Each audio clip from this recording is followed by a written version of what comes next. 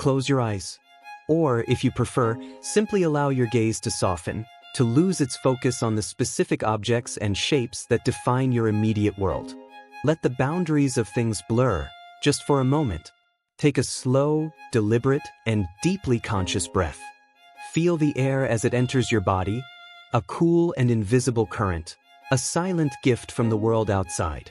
And then feel it as it leaves, a warm and gentle sigh, a quiet and complete release of all that is held. In this simple, profound, and steady rhythm of your own breathing, allow yourself to arrive fully in this present moment. Let the noise of the day that has passed, the endless cascade of thoughts, the chorus of responsibilities, the weight of memories and the pull of future plans, let it all begin to recede. Do not fight these thoughts. Do not wrestle with them. Simply observe them, as you might observe clouds drifting across a vast and empty sky, or fallen leaves floating down a slow, dark stream. Acknowledge them, and then, with your next gentle exhalation, let them go. Let them drift on, past the horizon of your awareness. We are creating a space here. A quiet, still, and sacred space, here in the sanctuary of your own mind. It is in this space that we will begin our journey tonight. This is a journey not of the body, for the body is at rest, sinking deeper into stillness with every word. It is a journey of the mind and of the spirit, a journey not across a map of nations, but through the dreamscape of our collective past.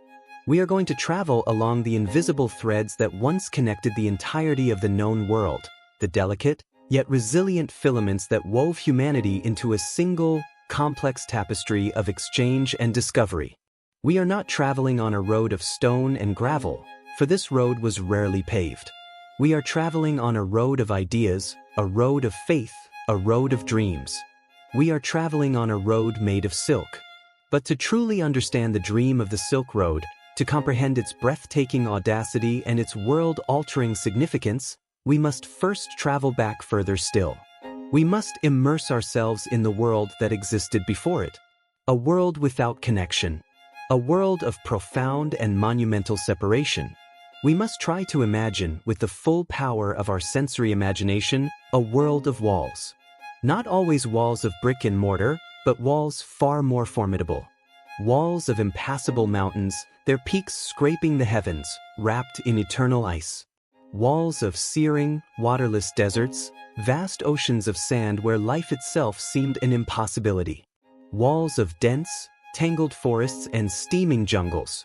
And the greatest walls of all, the walls built of ignorance, of fear, and of the simple, profound absence of knowledge. Imagine, if you can, the ancient world not as a single, connected globe, but as a great and dark ocean, upon which floated a few, scattered and luminous islands of civilization. Each island was a universe unto itself, a self-contained world convinced of its own centrality, its own completeness, and its own unique and divinely ordained destiny. Each island was a testament to human ingenuity and resilience, but each was also profoundly, deeply alone, aware of the others only through the faintest of whispers, through the most distorted of myths, a world waiting, unknowingly, for a thread to be woven between them. Let us transport ourselves to these islands, to feel their weight, their reality, their profound sense of self. Let us begin on the island that lay furthest to the west, a world of marble, iron, and law. The Roman world. Imagine standing in the Forum of Rome, in the 1st century before the Common Era. The air is filled with the cacophony of a dozen languages, the scent of olive oil, wine, and baking bread.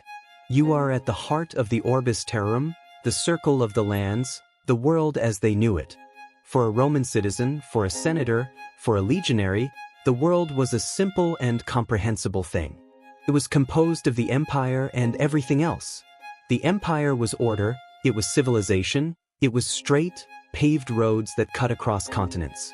It was aqueducts that carried fresh water for hundreds of miles.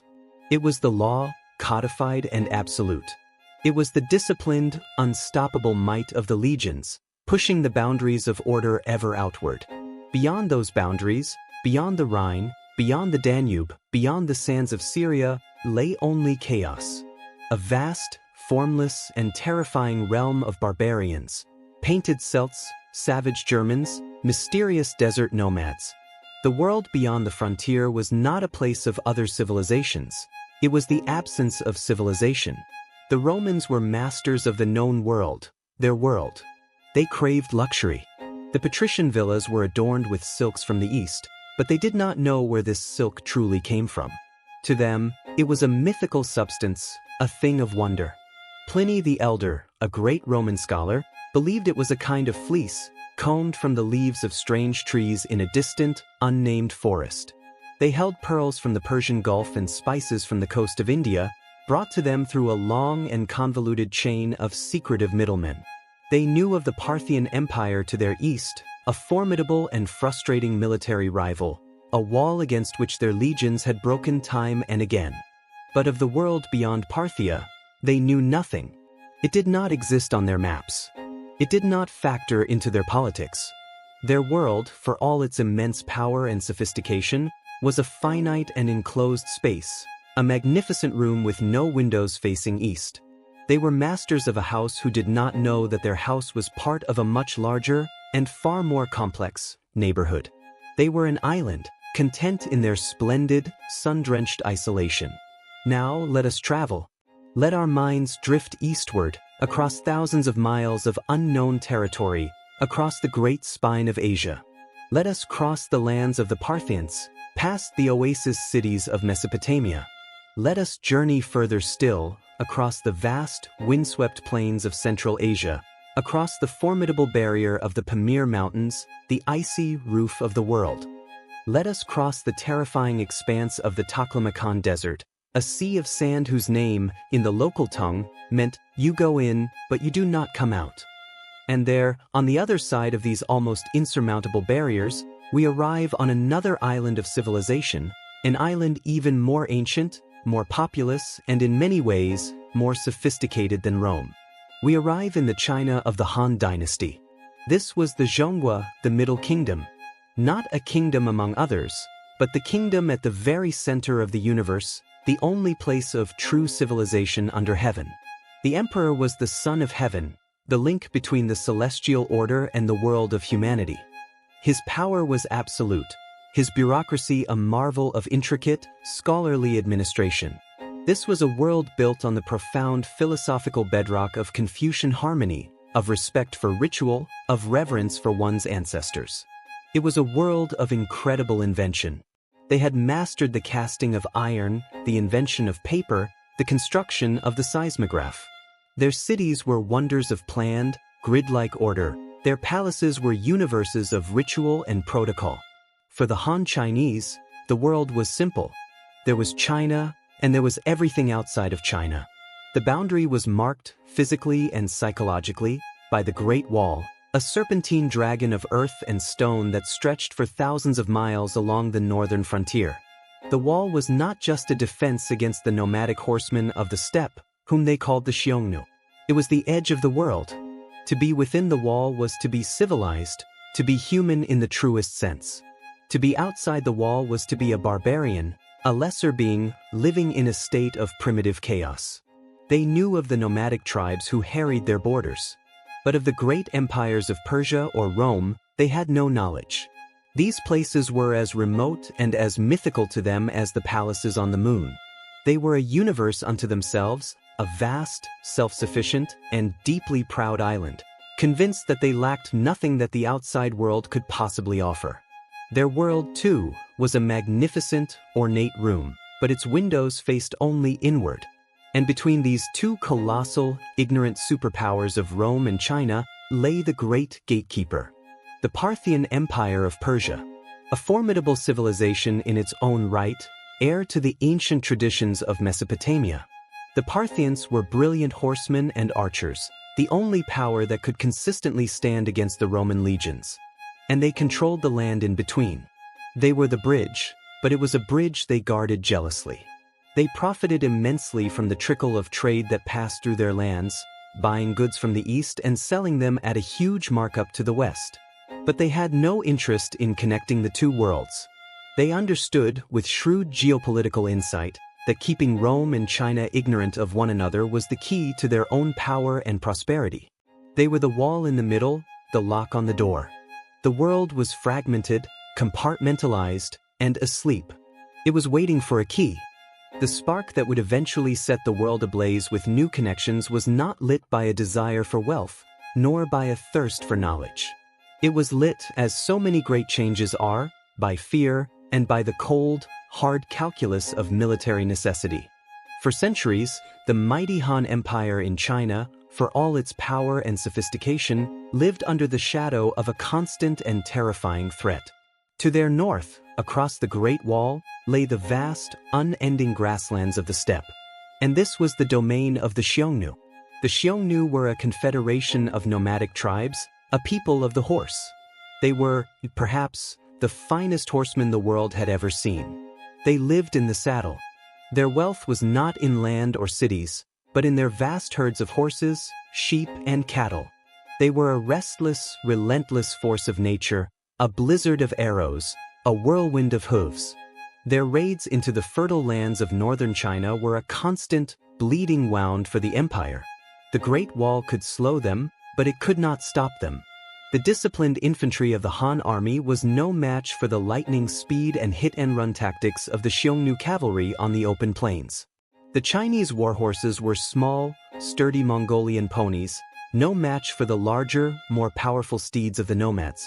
This was a source of deep frustration and strategic anxiety for the Han court. The Emperor Wu Di, who reigned in the 2nd century before the Common Era, was one of the most ambitious and martial rulers in China's long history. He was not content to simply defend the frontier. He was determined to crush the Xiongnu and end their threat once and for all. His scouts, his spies, and the few merchants who dared to venture beyond the wall brought back tantalizing rumors, fragments of a legend. They spoke of a land far, far to the west, beyond the deserts and the mountains. A fertile valley known as Fergana. And in this valley, they said, lived the Tianma, the heavenly horses. These were a breed of horse unlike any other. They were said to be taller, stronger, faster, and possessed of greater stamina than any horse in the known world. Legends claimed that they were descended from dragons, and that on hot days, they sweated a fine, reddish mist, as if they were sweating blood. These were the superweapons of the ancient world. And Emperor Wu Di became obsessed with the idea of possessing them. With an army of these magnificent beasts, he believed he could finally build a cavalry force capable of meeting and defeating the Xiongnu on their own terms. To achieve this, he needed more than just horses. He needed allies. His strategists believed that another powerful nomadic people, the Yuezhi, who had once been enemies of the Xiongnu before being driven far to the west, could be persuaded to join China in a great pincer movement against their common foe. But to find the Yuezhi, and to find the heavenly horses, someone had to undertake a journey of unimaginable length and peril, a journey into the complete unknown. The man chosen for this mission was a court official named Zhang Qian. He was a man of courage, of loyalty, and of a quiet, unshakable resolve. He was not a merchant or a general. He was a diplomat. And in the year 138 BC, he set out from the Han capital of Chang'an at the head of a diplomatic mission of around 100 men. His mission was not to trade. It was to forge a military alliance and to discover the source of the legendary horses. He carried with him the full authority of the Son of Heaven, a symbol of his power and his purpose. The journey of Zhang Qian was not merely a diplomatic mission.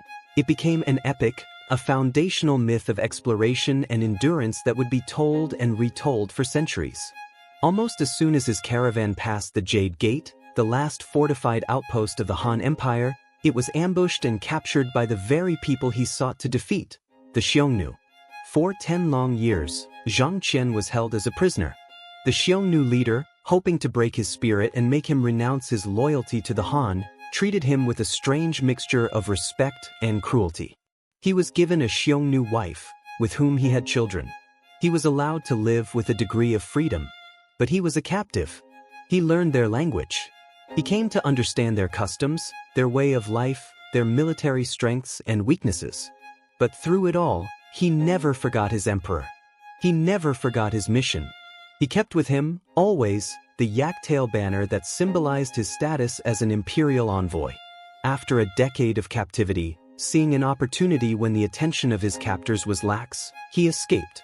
With his wife, his children, and a single loyal attendant, he fled not back towards China, but west, deeper into the unknown. He was determined to complete his mission. His long years among the nomads had made him an expert in survival. He and his small party traveled for weeks, following the rumors and the faint trails of trade. He crossed the unforgiving sands of the Taklamakan Desert. He climbed the treacherous, ice-bound passes of the Pamir and Tian Shan Mountains, a journey that would have broken lesser men. And at last, he descended into the lush, green, and fertile plains of the Fergana Valley. He had found it. The stories were true. He stood in the presence of the heavenly horses, magnificent creatures larger and more powerful than anything he had ever seen. He had also found the Yuezhi, but they had settled into a comfortable life and had no desire to renew their war with the formidable Xiongnu. Zhang Qian had reached the ends of the known world. He had traveled through the lands that would one day be known as Uzbekistan, Tajikistan, and Afghanistan. And here, in these cosmopolitan trading cities, he heard even more astounding stories. He saw goods that had come from a land called Shindu, which we now know as India. And he heard whispers of another great empire, even further to the west, a rich and powerful civilization they called Daqin. This was the first time a Chinese official had ever heard the name of Rome. His diplomatic mission was a failure, but his journey of discovery was a staggering success. After 13 years, Zhang Qian finally made his way back to China. Of the 100 men who had set out with him, only he and his loyal attendants survived to return. He was received by the emperor not as a failure, but as a hero. He presented his detailed reports, his maps, his descriptions of the peoples, the cultures, the products, and the potential trade routes of the West. He had not found an ally. He had found something far more valuable. He had found the way. He was the father of the Silk Road. And so, the path was opened. The reports of Zhang Qian had pulled back the curtain on the world, revealing a vast and complex stage that the Chinese had never known. The Emperor Wudi, his desire for the heavenly horses now whetted by the prospect of immense wealth and influence, began to send more missions, more envoys, more caravans westward. And with them, they carried the most precious, most mysterious, and most desired commodity in the entire ancient world. They carried a secret that China had guarded for millennia under penalty of death. They carried silk. To understand the Silk Road, we must first understand silk. It was not merely a textile. It was a miracle. It was a substance that seemed to defy the laws of nature, a physical embodiment of light and air. The legend of its discovery, whispered for generations, tells of an ancient Chinese empress named Leizu, almost 5,000 years ago. She was sitting beneath a mulberry tree, sipping hot tea, when a small, white cocoon from the tree above fell into her cup. Annoyed, she tried to fish it out with her fingers. But the heat of the tea had softened the cocoon's tough outer layer, and as she pulled, it began to unravel. It unspooled into a single, continuous, gossamer thread, impossibly long, exquisitely fine, yet with a surprising and incredible strength. The empress, so the story goes, was captivated. She had discovered the secret of the silkworm. She had discovered silk. The process of creating this fabric was a form of alchemy, a patient and sacred collaboration between human hands and the quiet, mysterious work of nature. It began with the mulberry tree, the sole food of the silkworm. Vast groves of these trees were cultivated. Millions upon millions of tiny silkworm larvae would hatch and begin to feast, their soft, white bodies growing plump on an exclusive diet of fresh mulberry leaves. After eating for about a month, each worm would begin the magical process of spinning its cocoon. From 2 glands on its head, it would extrude a liquid protein that hardened upon contact with the air, forming a single filament. Around and around it would spin this thread, creating a protective, white, puffy enclosure.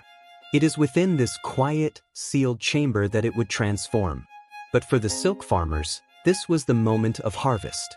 The cocoons were gathered and carefully heated, a process that killed the pupa inside, ensuring that it would not break the precious single thread when it tried to emerge. Then came the most delicate work. Each cocoon was placed in hot water to loosen the filament.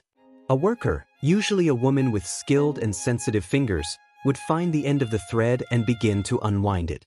A single cocoon could yield a continuous thread up to 1,000 meters long. Several of these impossibly fine filaments were then reeled together to form a single, stronger thread of raw silk, a thread that was now ready to be woven. The result was a fabric unlike any other. It was light as a cloud, yet it was warm in winter and cool in summer. It was soft against the skin, a whisper of a touch. And its unique, triangular, prism-like structure meant that it refracted light, giving it a shimmering, living luster that no other fabric possessed. It could be dyed into the most brilliant, vibrant colors imaginable. It was, in every sense, a substance born of a dream. When this material first began to trickle into the Roman world, it caused a sensation that bordered on madness. The Romans had never seen anything like it. They called the mysterious, Far Eastern people who produced it the Ceres, the silk people, and the fabric itself was sericum. For the Roman aristocracy, it became the ultimate status symbol. It was quite literally worth its weight in gold. Senators, generals, and the wealthy wives of the patrician class would pay fortunes for a single toga or stola made from this translucent, shimmering material. It was a fabric that both concealed and revealed, its soft, flowing lines clinging to the body in a way that was considered both elegant and dangerously seductive. It spoke of immense wealth, of exoticism, of a connection to a distant, magical world. The desire for silk became a fever, an obsession that swept through the upper echelons of Roman society. But this obsession was coupled with a profound and almost comical ignorance. They had no idea how it was made. Virgil, the great Roman poet, thought it was combed from the down on leaves. Pliny the Elder was convinced it was a kind of cotton that grew on trees. Others imagined that the Ceres were a race of giants who lived for hundreds of years in a land of perpetual sunshine. The mystery of its origin only added to its allure. The Parthians, who controlled the trade routes, did everything they could to maintain this ignorance, spreading misinformation to protect their lucrative position as middlemen. This silk fever was not without its critics. Roman moralists and philosophers were horrified by the new fashion.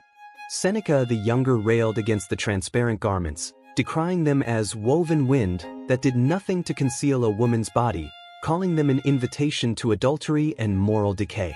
Tiberius, the emperor, even tried to pass laws banning men from wearing silk, seeing it as an effeminate and decadent indulgence that was draining the empire of its masculine, martial virtue. But it was no use. The demand was insatiable. And with that demand came a catastrophic economic consequence for Rome. To pay for this seemingly endless supply of shimmering fabric, a river of Roman gold and silver began to flow eastward. Year after year, the imperial treasury was depleted, its precious metals disappearing over the horizon, sent to pay anonymous merchants for a product whose true origins remained a closely guarded secret, half a world away. The road now had its name and its engine. It was a river of gold flowing east, to pay for a river of silk flowing west. But the road was not a single, continuous highway. It was a braid, a network of interconnected arteries of trade, a fragile and shifting web of trails and possibilities. Let us now embark upon this journey ourselves. Let us join a caravan, to feel the dust on our skin, to hear the silence of the great voids, to understand the immense human effort that was required to move a single thread of silk from one end of the world to the other. Our journey begins in the city of Chang'an, the city of eternal peace, the magnificent capital of the Han Dynasty. Imagine a metropolis of over 1 million souls, a perfect grid of wide avenues and bustling marketplaces, all enclosed within immense, fortified walls of pounded earth. The air is thick with the scent of roasted chestnuts, of exotic spices, of dust, and of the 1,000 ambitions of a thriving empire. Here, in the great Western market, our caravan is assembled. The true heroes of this journey are not the merchants, but their mounts. The Bactrian camel, the two-humped ship of the desert. They are stoic, patient, and miraculously adapted to this unforgiving world. They can endure the most extreme temperatures, drink vast quantities of water when it is available, and then survive for weeks without it. They can carry immense loads, hundreds of pounds of precious cargo, and their wide, padded feet allow them to walk sure-footedly on shifting sand. We watch as our camels, grunting and complaining, are loaded with their precious burdens. Bales of tightly woven silk, wrapped in layers of protective leather and cloth, are strapped securely between their humps. These bales are the currency of our journey, the reason for our existence. Our caravan is a moving city, a community of hundreds of camels and dozens of men, merchants, guards, guides, and animal handlers. We pass through the city gates, our departure marked by ritual and prayer. 4 weeks, we travel west through the Hushy Corridor, a narrow strip of fertile land wedged between the Gobi Desert to the north and the high Tibetan Plateau to the south. We are still within the protection of the empire, passing through fortified towns and seeing the watchtowers of the Great Wall, a constant reminder of the civilization at our backs. And then, we arrive at the Jade Gate, the Yumenguan. This is the end of the line. It is the last great fortress of the Han Empire.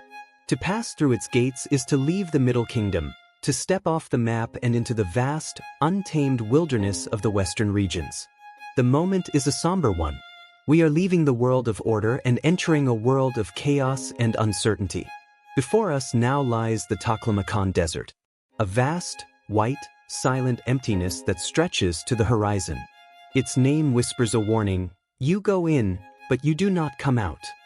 It is one of the harshest environments on the face of the earth. By day, the sun is a merciless, white-hot disk in a pale sky, the heat so intense that the air shimmers and warps. By night, the temperature plummets to freezing, the clear, star-dusted sky offering no warmth. There is no life here. No birds, no insects, no plants. Only sand. An endless, rolling ocean of sand, dunes the size of small mountains, constantly shifting, moved by a wind that never seems to cease. This wind is a constant companion, moaning and sighing, a sound that can slowly drive a person mad. The local legends say that the sounds are the voices of demons and the ghosts of travelers who perished in the desert.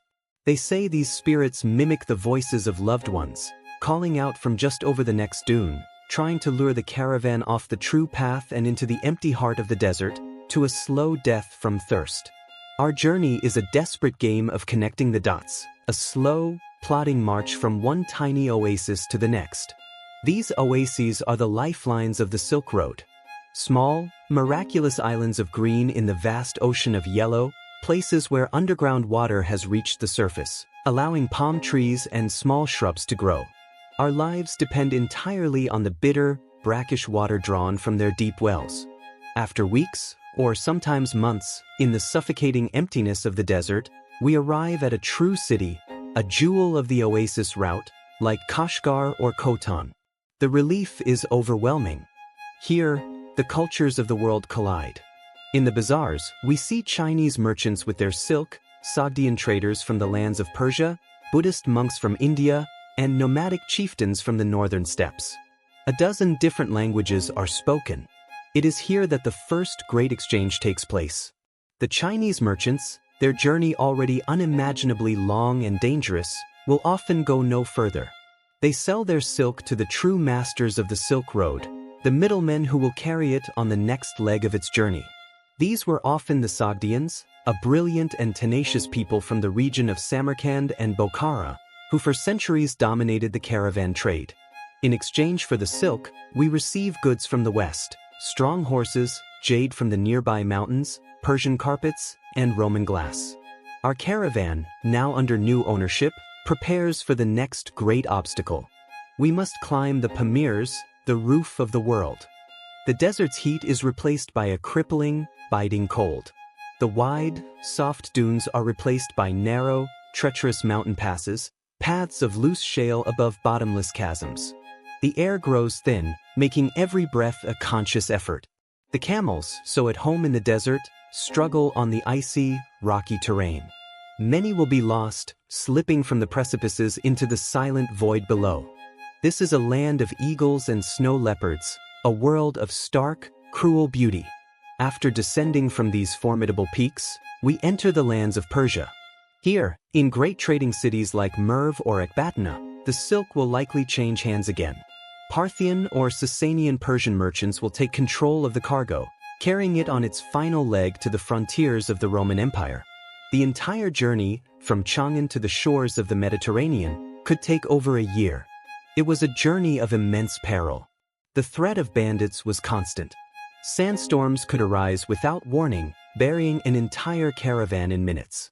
And disease was a constant companion. Every bolt of silk that finally reached a Roman villa was a survivor, an artifact steeped in the invisible history of immense distance, of unimaginable hardship, and of the quiet, forgotten courage of the thousands of anonymous souls who moved it, step by step, across the face of the world. But to call this great network of trails the Silk Road is to be deceived by the visible, to miss the true and profound significance of its existence. Silk was the engine, the economic driver that paid for the immense hardship of the journey. But it was not the most important cargo. The camels were loaded with more than just shimmering textiles. They carried invisible goods, ideas, philosophies, religions, technologies, and artistic styles. These were the true agents of change. The Silk Road was, above all else, a conduit for the human mind, a nervous system for the entire Eurasian continent. Like invisible seeds caught on the coarse fur of the camels, new ways of understanding the world traveled from one civilization to another, taking root in foreign soil and blossoming into new, hybrid forms of culture. Perhaps the most transformative of these invisible travelers was a religion, a philosophy of peace and compassion that was born on the plains of northern India. Buddhism. In the centuries following the life of its founder, Siddhartha Gautama, the Buddha, his teachings had spread throughout the Indian subcontinent. Now, with the opening of the trade routes, it began a long and extraordinary journey northward and eastward. The first missionaries were not organized proselytizers, but the merchants themselves, and the quiet, saffron-robed monks who would often accompany the caravans, seeking protection and a means of passage. They traveled from India into the lands of Central Asia, into the powerful and cosmopolitan Kushan Empire. Here, in what is now Afghanistan and Pakistan, a remarkable fusion occurred. The Kushan rulers were patrons of Buddhism, but they were also the cultural heirs of the Greco-Bactrian kingdoms that had been founded by the successors of Alexander the Great. Here, the serene, introspective spirituality of the East met the rational, humanistic artistic traditions of the West. For the first time, the Buddha, who in early Indian art was represented only by symbols like a footprint or an empty throne, was depicted in human form. And he was depicted in the style of a Greek god. The sculptors of Gandhara created images of the Buddha with the wavy hair, the serene, classical features, and the flowing, toga-like robes of an Apollo. This Greco-Buddhist art, this beautiful and unexpected synthesis of two great traditions, became a powerful vehicle for the religion's spread. These new, compelling images of a compassionate, divine teacher traveled with the caravans eastward. The religion followed the trail of the oases, dotting the edges of the Taklamakan Desert. In places like Dunhuang, vast complexes of cave temples were carved into the cliff sides. For 1,000 years, monks, merchants, and pilgrims would excavate these caves, adorning their walls with magnificent and vibrant frescoes depicting scenes from the Buddha's life and the celestial paradises of the Mahayana tradition.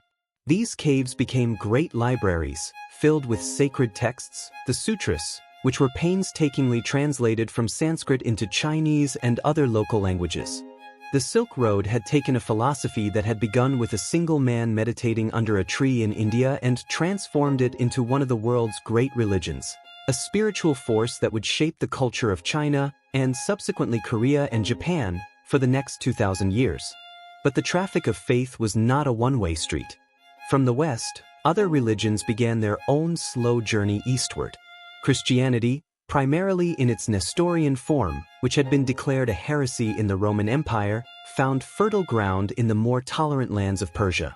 Syrian Christian merchants and missionaries established communities all along the Silk Road. We have found the ruins of Nestorian churches in the oases of the Taklamakan and even a carved stone monument, in the old Chinese capital of Chang'an, which records the arrival of a Christian mission in the 7th century. For a time, it seemed that Christianity might become a major force in Central Asia and China, another thread in the rich spiritual tapestry of the region.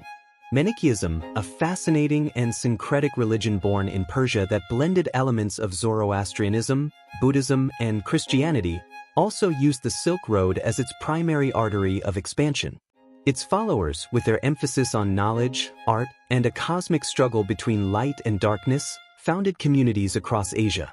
And in the other direction, Jewish merchants established small but enduring communities in the oasis cities, their ancient monotheistic faith adding yet another voice to the complex religious conversation of the road. The Silk Road became a free market of the spirit, a place where faiths could meet, mingle, and compete for the souls of humanity. It was a testament to the idea that no single faith held a monopoly on the truth, a lesson that would, in later centuries, be tragically forgotten. Technology, too, was a stowaway in the merchants' saddlebags. The secrets of the world were on the move. The invention of paper, one of China's most profound gifts to the world, began its slow, westward journey. For centuries, the Chinese guarded the secret of its manufacture as jealously as they guarded the secret of silk. But in the 8th century, at the Battle of Talas, the armies of the Tang dynasty clashed with the forces of the expanding Arab Abbasid Caliphate. The Arabs were victorious, and among the prisoners they took were several Chinese papermakers. They were taken to Samarkand, and then to Baghdad, and soon, paper mills were established throughout the Islamic world. From there, paper would eventually reach Europe through Spain, where it would replace expensive and cumbersome parchment, paving the way for Gutenberg's printing press and the explosion of knowledge during the Renaissance.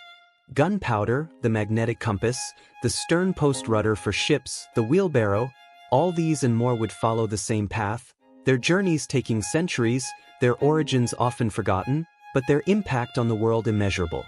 And the flow was not only from east to west. The art of glassmaking, perfected by the Romans and Syrians, traveled east to China, where Roman glassware became a highly prized luxury good. The cultivation of the grape and the art of winemaking were introduced to China from the west. The Silk Road was a great, slow-motion exchange of the collected practical genius of the human race. But this great artery of exchange, this vibrant network that carried life, faith, and knowledge across the continents, also had a dark and terrible shadow. The very interconnectedness that allowed for the flourishing of civilizations also created a pathway for their near destruction. For along with the silk, the spices, and the sacred texts, the caravans also carried invisible passengers, microscopic stowaways of immense and terrifying power.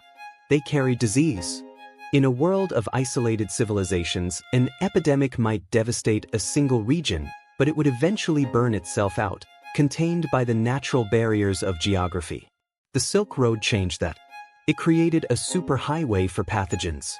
For the first time in human history, a virus or a bacterium could travel from one end of the known world to the other, moving from host to host, from city to city, along the caravan routes. The great plagues of the ancient and medieval world were a direct consequence of this newfound connectivity. In the 2nd century AD, during the reign of the philosopher Emperor Marcus Aurelius, a devastating pandemic swept through the Roman Empire. Known as the Antonine Plague, it is now believed to have been a form of smallpox. The Roman historian Cassius Dio described its horrific symptoms: the fever, the diarrhea, the pustules that covered the body. At its height, it was killing thousands of people a day in the city of Rome alone. It is estimated to have killed up to a quarter of the entire population of the empire, a demographic catastrophe from which Rome never fully recovered. And where did it come from? The historical sources are clear. It was brought back from the east by Roman legions returning from a campaign against the Parthians. They likely contracted it in Mesopotamia, a major nexus of the Silk Road trade routes. It was, in all probability, the first great pandemic of the connected world, a terrible and unforeseen consequence of the global exchange network. But this was only a prelude, a dark foreshadowing of the even greater cataclysm to come. The most infamous and devastating pandemic in human history, the Black Death of the 14th century, was a child of the Silk Road. The bacterium responsible, Yersinia pestis, the agent of bubonic plague, had lived for centuries in a relatively stable reservoir among the marmot populations of the Central Asian steppes, the very heartland of the Silk Road. But in the 13th century, something changed. The rise of the Mongol Empire under Genghis Khan and his successors had, for a time, unified almost the entire length of the Silk Road under a single political authority. This Pax Mongolica, or Mongol Peace, made travel safer and trade more voluminous than ever before. Caravans could now travel from the shores of the Black Sea to the gates of China with a degree of security that had been unimaginable in previous centuries. The world had never been more connected, and this very connectivity set the stage for the perfect storm. Sometime in the early 14th century, the plague bacterium seems to have jumped from its marmot hosts to the black rats that infested the caravanserais and the saddlebags of the merchants. And in the fleas that lived on these rats, the plague began its relentless, westward march. It traveled with the caravans, moving from one oasis city to the next. By the 1340s, it had reached the Crimea, on the shores of the Black Sea. There, at the Genoese trading post of Kaffa, the Mongol army of the Golden Horde was besieging the city. According to a contemporary account, the Mongol army, itself ravaged by the plague, began to use a new and terrifying form of biological warfare. They used their catapults to hurl the infected corpses of their own dead soldiers over the city walls. The Genoese traders, horrified, fled the city by ship. But they took the plague with them. From Kaffa, their galleys carried it to Constantinople, to Messina in Sicily, to Genoa and Venice. From these great port cities, it exploded across Europe. The devastation was absolute, almost apocalyptic. It struck with terrifying speed. People could go to bed healthy and be dead by morning. It was a disease of grotesque and terrifying symptoms: the high fever, the delirium, the vomiting of blood, and the signature buboes, the swollen, blackened lymph nodes in the groin, armpits, and neck that gave the disease its name. It spared no one. It struck down the rich and the poor, the pious and the sinner, the king and the peasant. Within 5 years, from 1347 to 1352, the Black Death killed at least a third, and perhaps as much as half, of the entire population of Europe. It was a cataclysm of such magnitude that it is almost impossible for us to comprehend. It shattered the social, economic, and religious foundations of the medieval world.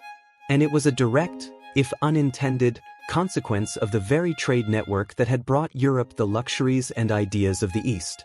The road that had carried Buddhism, a religion of peace and enlightenment, had also carried the deadliest plague in history.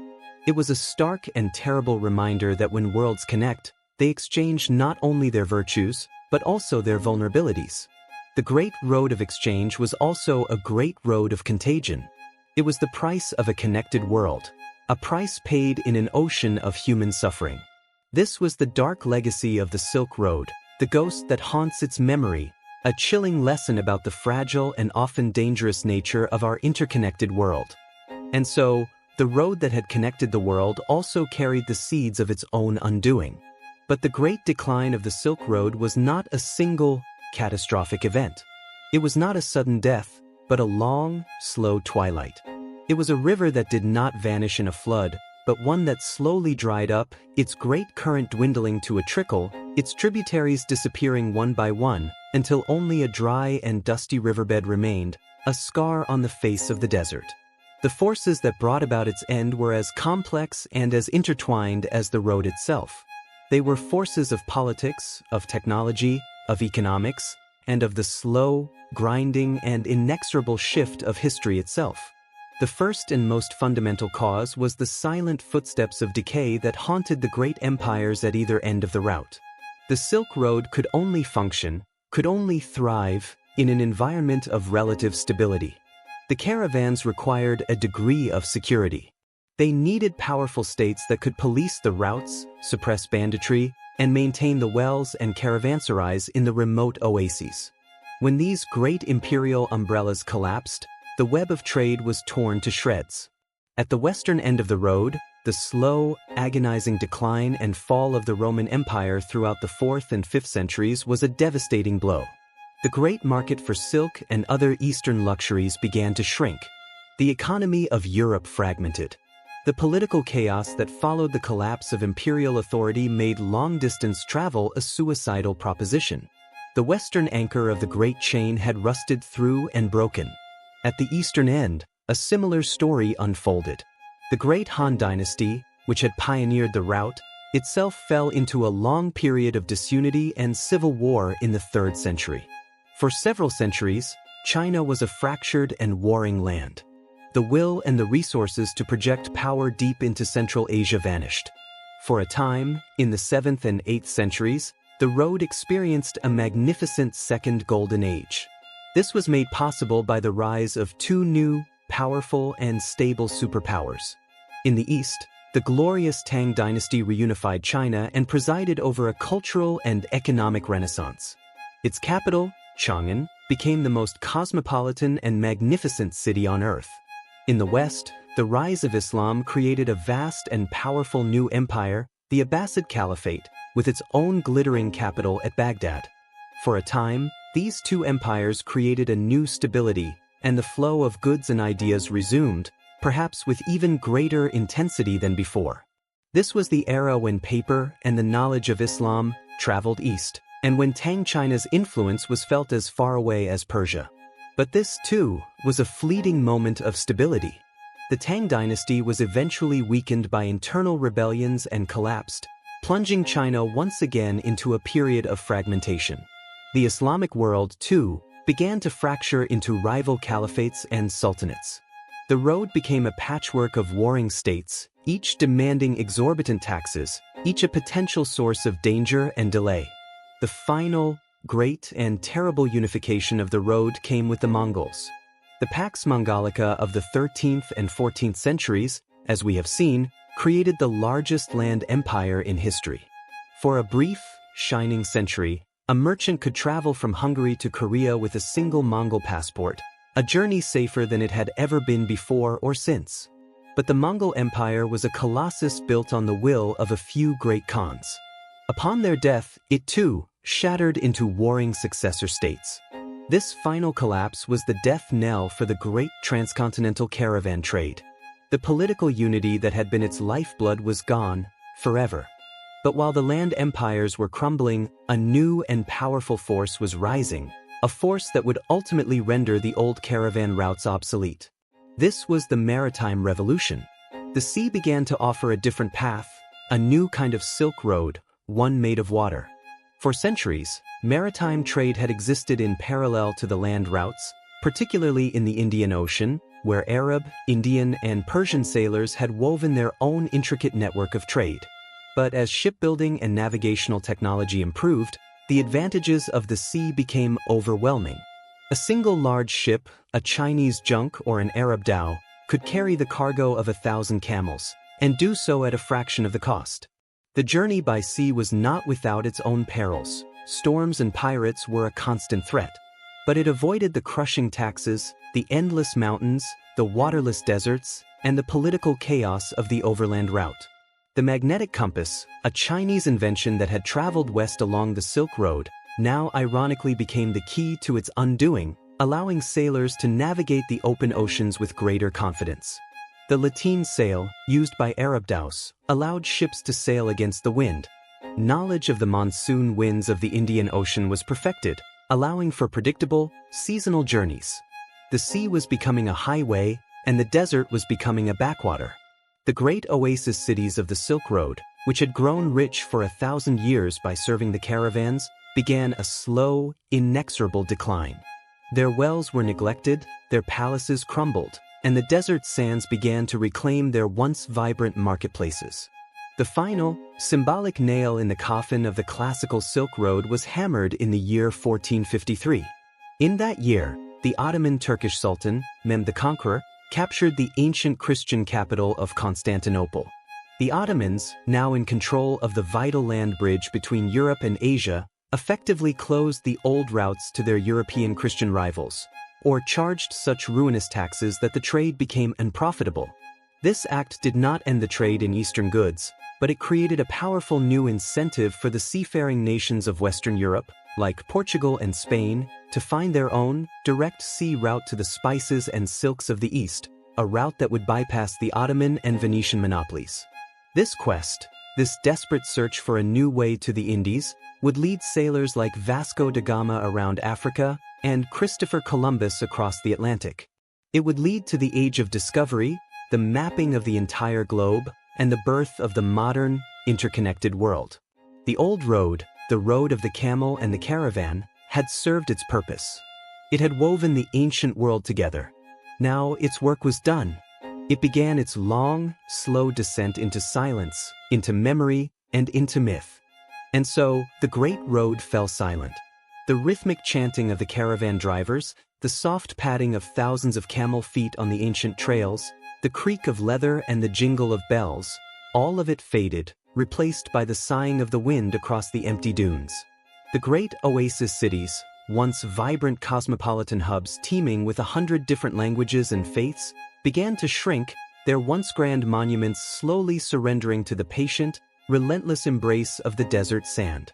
The road itself became a ghost, a half-remembered legend, a line on an ancient map. For centuries, it slept, buried in the memory of the world it had created. But the Silk Road never truly vanished. It had not been a mere physical entity of trails and wells. It was an idea. And an idea, once it has been set in motion, is far more resilient than any empire.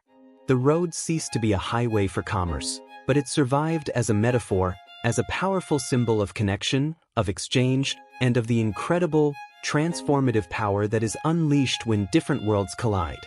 It became a testament to the fundamental truth that no civilization, no matter how powerful or proud, is an island.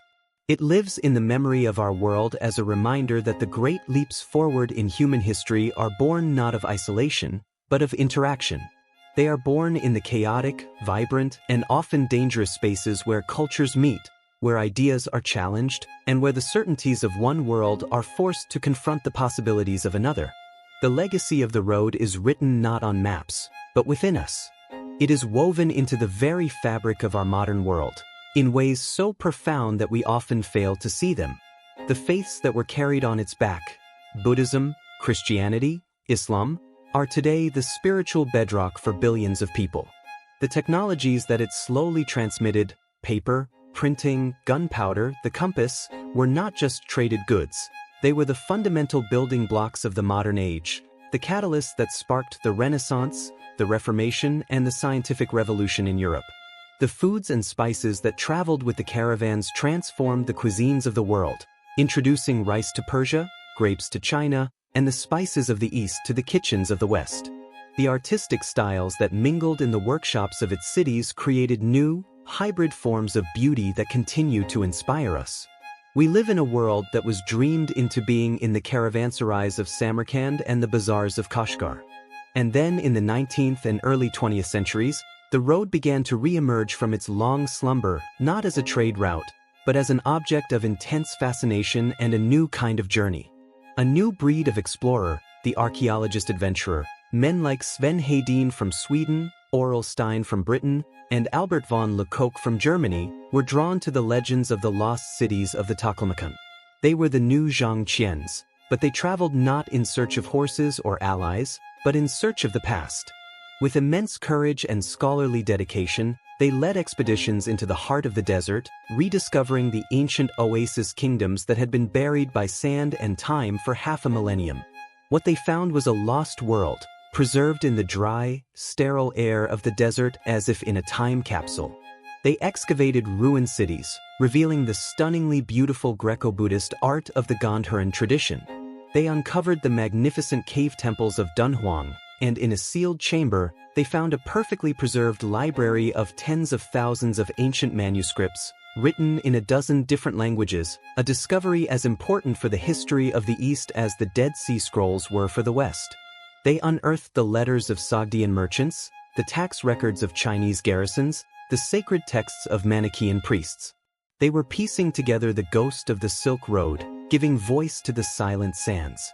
Their discoveries revealed a world that was far more complex, more interconnected, and more culturally vibrant than anyone had ever imagined.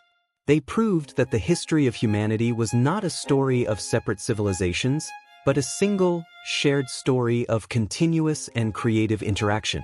Today, in the 21st century, the Silk Road is being reborn once more. In a project of almost unimaginable scale and ambition, China is seeking to build a new Silk Road, a Belt and Road Initiative. This is a new network, not of camel trails, but of high-speed railways, of superhighways, of deep-water ports, and of fiber-optic cables. It is a new web of steel and concrete and light, designed to once again connect the economies and cultures of Asia, Europe, and Africa, with China at its center. Whether this new road will bring the same level of profound cultural exchange and transformation as the old one remains to be seen. But it is a testament to the enduring power of the original idea, the recognition that in a connected world lies the promise of shared prosperity and a common destiny. The spirit of that ancient road, the spirit of curiosity, of courage, of the desire to see what lies beyond the next mountain range, is a fundamental part of what it means to be human. It is the same spirit that drove the first humans out of Africa, that sailed Polynesian navigators across the vast Pacific, that sent explorers to the poles and astronauts to the moon. It is the restless, relentless, and ultimately hopeful quest to connect, to understand, and to weave our individual stories into the grand, unfolding tapestry of the human journey. It is the recognition that the walls that divide us are ultimately illusions, and that the roads that connect us, whether they are made of silk or of starlight, are the paths to our shared future. And so, our long and winding journey along the dusty trails of the past comes, at last, to its end. We have traveled from the magnificent, walled capital of Han China to the marble heart of the Roman Empire. We have felt the searing heat of the Taklamakan Desert and the biting cold of the Pamir Mountains. We have stood in the bustling, cosmopolitan bazaars of Samarkand and in the silent, sacred solitude of the Dunhuang Caves. We have followed the slow, patient footsteps of the camel caravans, and we have traced the invisible flight of ideas, faiths, and technologies as they crossed the globe. We have seen how a single, coveted thread of silk could weave together the destinies of empires, and how that same thread could create pathways for both breathtaking beauty and unimaginable sorrow. The Great Silk Road no longer exists on the maps of our world. Its caravanserais have crumbled into dust. Its oasis cities are now quiet towns, surrounded by modern highways and railways. The secrets it carried are no longer secrets. The world it connected has become a single, global village, a world of instantaneous communication, a world that the merchants and monks who trod those ancient paths could never have possibly imagined. The journey that once took a year can now be accomplished in a matter of hours by air, or in a fraction of a second by the internet. We live today in a world that is the ultimate fulfillment of the Silk Road's promise. A world of total, inescapable connection. But the ghost of that ancient road still whispers to us. It whispers on the desert wind. It whispers from the serene faces of the Buddhas in the cave temples. It whispers from the faded ink on a fragment of a Sogdian merchant's letter. It whispers a story, not just about the past, but about the present. It reminds us that our modern, globalized world is not a new invention, but the latest chapter in a very old story. It reminds us that the challenges we face today, the challenges of cultural misunderstanding, of the spread of disease, of the complex relationship between trade and power, are the same challenges that were faced by the people of the Silk Road 2,000 years ago. It teaches us that connection is a double-edged sword. It is the source of our greatest progress and our greatest vulnerability.